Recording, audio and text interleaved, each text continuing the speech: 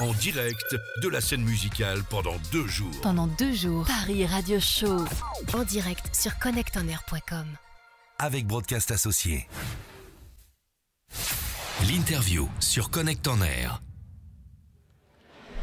Interview avec Olivier Rioux. Et oui, tout à fait. Et un nouvel invité. Et je ne suis pas tout seul, parce que je ne m'interviewe pas tout seul. Ce qui est quand même plus pratique. Bah, oh non, ceci dit, moi je suis partant. Hein, c'est possible. Moi j'y vais, il n'y a pas de problème. C'est possible. Demande-moi ce que tu veux. Demande-moi ce que tu veux. Bon, non, on est avec Bruno Dubois. Enchanté les gars. Bruno Dubois, Sud Radio, une carrière. Alors on va pas faire la carrière en amont, hein, parce que là, aujourd'hui, Sud Radio, oui, tout à fait, Sud Radio et on parlait un petit peu. Moi, j'aimerais bien emmener Bruno. Alors, présente-toi peut-être quand même un petit peu. Moi, je dirige. Tu fais pas trop long, hein, parce que pour le temps de j'ai vraiment combien sortir tout ton CV. Je fais une intro. On en a pour. Oui, c'est ça. Ouais, tu fais une intro. Un petit bed. Allez, envoyez la musique. Tu as 14 secondes. Voilà, 14 secondes. Vous m'avez mis une cage, c'est bien, ça fait plaisir les gars. On voit les professionnels. Non, actuellement, je dirige depuis 6 ans Sud Radio. Je suis le directeur de l'antenne. Je m'occupe aussi. Je pilote l'ensemble du digital, je crois qu'on a l'occasion d'en reparler, ouais. Depuis 6 ans, donc la reconstruction, la reconquête de Sud Radio, puisqu'on est parti de rien. Il y avait une belle marque, mais l'ADN de la marque n'existait plus, donc il a fallu retravailler pour que basiquement les auditeurs sachent à quoi s'attendre quand ils vont sur Sud Radio.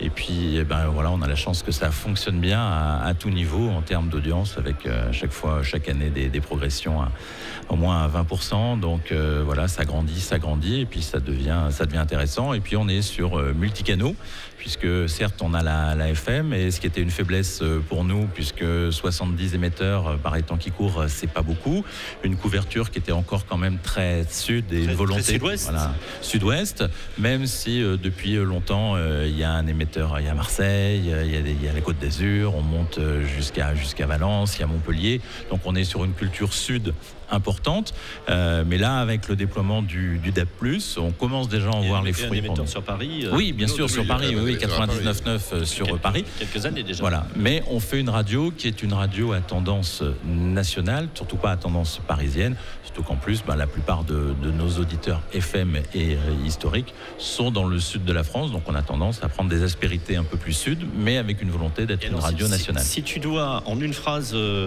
qualifier ta radio, tu dirais quoi? Parce qu'on a RMC, c'est une radio info, talk, Sud Radio, c'est une radio. Alors, il va sortir son petit papier. Non, pas du tout. Je rangeais mon badge. Je résume juste avec la promesse, ce qui est le plus essentiel dans une radio. Nous, c'est parlons vrai. Donc évidemment, on parle beaucoup sur l'antenne. Voilà, on n'est que sur du talk, même si on parle de musique, puisqu'on a une émission en musique tous les soirs. Mais même quand on a une émission en musique, on est là pour parler de musique et échanger avec les artistes. Alors parlons vrai, ça veut dire que les autres le font pas? Ça veut dire qu'ils le font peut-être différemment. Et que nous, en tout cas, les auditeurs s'y retrouvent. Nous, il y a une vraie volonté de débat, d'inviter des gens peut-être qu'on n'entend pas ailleurs, de recevoir tout le monde, d'avoir des échanges d'idées qui font que la mayonnaise qui prend est peut-être un peu différente et que les auditeurs s'y retrouvent en utilisant ou en écoutant Sud Radio. Est-ce qu'on peut dire que c'est une radio d'opinion ? C'est une radio de multiples opinions, ouais. Toutes les opinions sont les bienvenues et on a un pluralisme qui est entièrement respecté.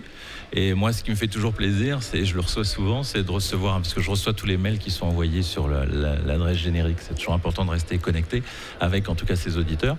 Et j'ai souvent des gens qui me qualifient de radio d'extrême droite, mais 10 minutes après, je vais recevoir un mail de quelqu'un qui me qualifie de radio d'extrême gauche. Donc c'est que tout va bien.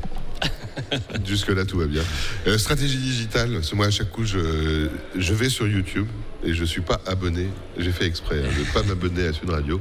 En revanche, je me retrouve avec des préconisations assez régulières et on le voit par rapport à d'autres médias, entre ce que Médiamétrie donne comme audience et la puissance des contenus réalisés, mis à disposition sur YouTube, c'est assez impressionnant. Alors, YouTube, c'est vrai que c'est notre fer de lance sur le digital. 632 000 abonnés. Il faut que je regarde tous les jours. Je suis un peu addict sur l'application YouTube Studio. Mais 632 000 abonnés. Alors, comme je dis souvent, par rapport à un groupe de K-pop, c'est pas beaucoup. Mais par rapport à un média, je vais en citer plusieurs, c'est beaucoup plus que France Bleu, c'est beaucoup plus que France Info, c'est plus qu'RTL. Donc, c'est pour ça, ouais. Donc voilà, c'est pour ça que je compare. Et nos objectifs, c'est plus qu'RMC. Notre objectif, il en reste 2, c'est France Inter, qui sont à un peu moins de 800 000 de mémoire, et Europe 1, qui sont à plus d'1 million. Donc pour une radio et pour la radio telle qu'on l'est, le nouvel acteur qu'on est depuis 6 ans, c'est des résultats qui sont énormes. Alors on analyse aussi avec le contexte, on l'analyse aussi avec notre capacité à fournir un programme différent, comme je disais, puisque c'est pas arrivé tout seul. En plus, notre chaîne YouTube, elle date de mémoire de 2019, donc elle est très très jeune.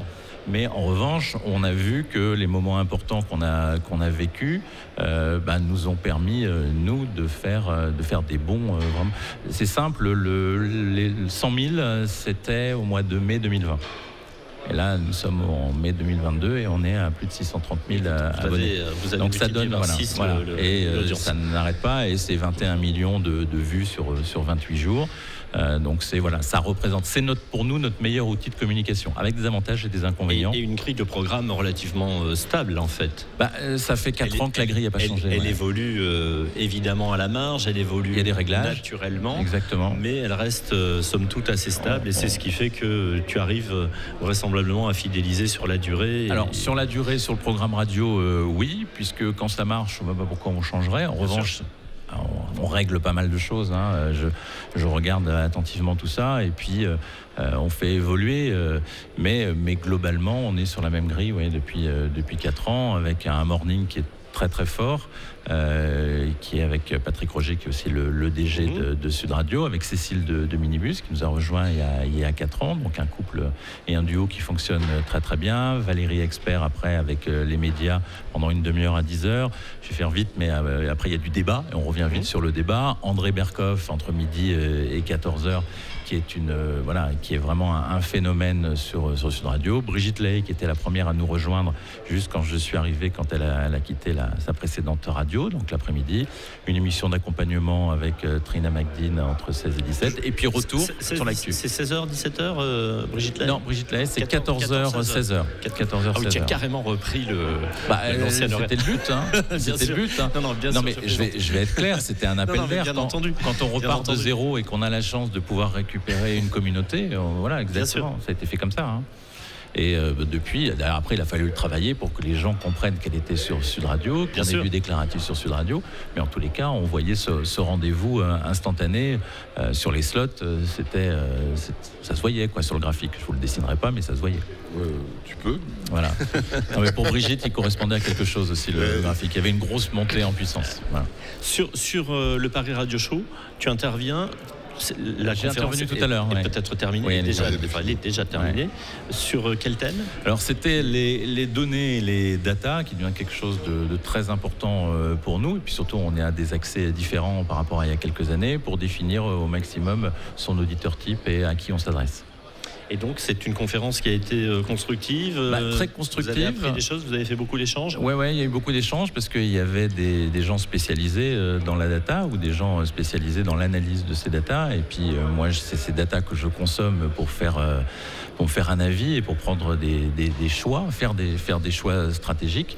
Et c'est important de comprendre quelle est leur vision. Après, moi, j'aime beaucoup les data, mais je n'oublie pas que derrière, il y a des oreilles qui écoutent, et que c'est de l'humain qui consomme, et que la data peut aider pour beaucoup de choses. Elle peut accompagner, mais elle ne va pas prendre la décision à ta place. Non, elle ne prend pas la décision. Et surtout, elle n'obligera pas un auditeur à écouter. Dans le domaine de la radio, dans le domaine du digital, c'est quand même différent. Il y a des choses en particulier où il y a le data t'aurait dit de faire ça, tu l'as pas fait, et tu es vraiment content de ne pas l'avoir fait? Il y a des exemples bien concrets? Ouais, parce que parfois tu as tendance à avoir des datas qui te disent waouh, ça cartonne. Et puis quand tu creuses un tout petit peu, tu t'aperçois que l'échantillon n'est pas suffisant pour avoir une prise de décision, et en tout cas pour prendre un risque stratégique. Trop important. Voilà, les datas doivent toujours. Les datas doivent servir à prendre une décision, mais il y a l'aspect humain de ceux qui écoutent, mais il y a aussi l'aspect humain de ceux qui font le programme. Il faut effectivement lire les chiffres avec beaucoup de recul. Ouais, exactement. C'est un outil. Bien sûr, c'est un outil comme un autre. Le DAB, important ? Le DAB+, pour moi, c'est capital, parce qu'avec 70 fréquences, en 6 ans, on a eu 3 fréquences, Chamonix, Thonon et Vichy, donc on boit de l'eau. Mais par contre, le coût d'exploitation par rapport au nombre d'auditeurs touchés, l'émetteur, il coûte cher. Donc on n'a pas eu d'autres fréquences FM, on sait pourquoi. Les fréquences, il y a une saturation. Le DAB+, depuis qu'il est arrivé, nous, on y est allé tout de suite. Donc on a candidaté surtout sur les premiers canaux, donc les canaux régionaux, le nom m'échappe exactement, mais enfin ville par ville, ce qui fait qu'on a une couverture là qui est quand même très très large, de l'est à l'ouest. Il y a la Bretagne encore qui manque un tout petit peu, mais ça nous donne un avantage, c'est que maintenant que ça commence à... Moi j'analyse le DAB+, non pas comme un besoin pour l'auditeur, mais simplement un tuyau, et l'auditeur il s'en fout de savoir par où ça arrive. Exactement, mais c'est un tuyau parmi d'autres. C'est un tuyau parmi d'autres, c'est pour ça que moi ma volonté... Tu peux pas tout miser là-dessus, on sait aujourd'hui on va forcément écouter la radio de plus en plus via son smartphone. Exactement. Et c'est très pratique, c'est quelque chose qui est de plus en plus courant, et ça reste très mobile, donc facile d'accès en voiture, à l'extérieur. C'est les nouveaux modes de consommation. Tout le monde n'est pas équipé en émetteur, en récepteur DAB+.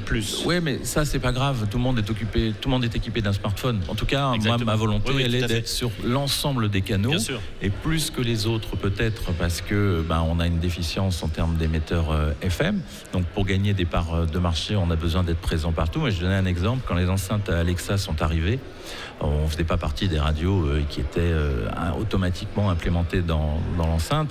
Les enceintes ont débarqué le vendredi. Le lundi, on avait la skill Sud Radio qui permettait d'écouter sur les enceintes Alexa Sud Radio.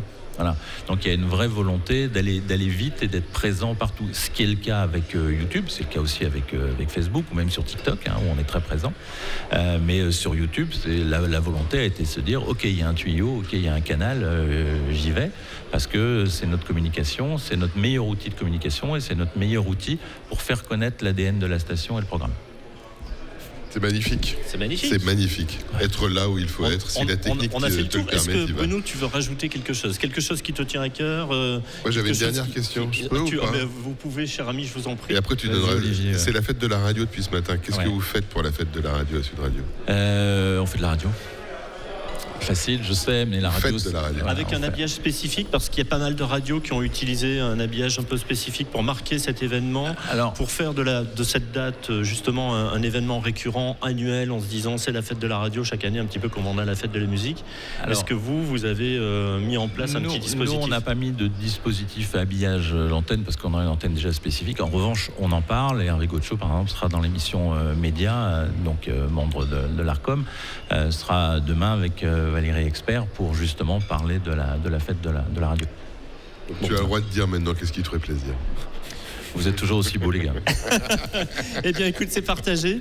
Et merci, puis alors, vraiment, bonne fête de la radio. Merci. Et bon salon. Et puis, c'était un plaisir d'échanger avec vous. J'allais dire, mais ce serait effectivement une erreur. Bon retour à Toulouse, mais pas du tout. Parce que maintenant, tout se passe à Paris. Mais ça ne nous empêche pas d'être encore toulousain, mais d'être aussi bordelais, d'être à Pau. Et d'avoir sur le terrain Christine Bouillot, des correspondants, des correspondants, des journalistes. Lionel Maillet à Marseille. Vous avez toujours une antenne, un bureau là-bas? Non. La radio est devenue, je prends un peu de temps, mais la radio est devenue tellement agile que demain, par exemple, je suis à Marseille pour le sommet citoyen avec Philippe David qui fera... Tu te balades en fait, toi? Non, j'y suis pas. Non, mais j'y suis même pas. Mais il se balade. Mais demain, on sera en direct de Marseille. J'ai donc pendant 3 heures avec les vraies voix et Philippe David. Voilà, on est en direct de où ça se passe. De quelle heure à quelle heure ça? De 17h et 20h. 17h 20h. 17h 20h. Mais on a cette capacité d'être agile. Brigitte Laestre en direct du Cap d'Agde dans 10 jours. Voilà, j'en ai plein en tête, mais en permanence on bouge, on va à la rencontre des auditeurs, et les moyens techniques maintenant nous permettent de décider la veille pour le lendemain. Le plus dur à la limite, c'est de trouver le billet de train, quoi. C'est ça. Voilà. Merci Bruno. Merci. Bon voyage. Vous êtes sur Connect On Air. Connect On Air. Connect On Air.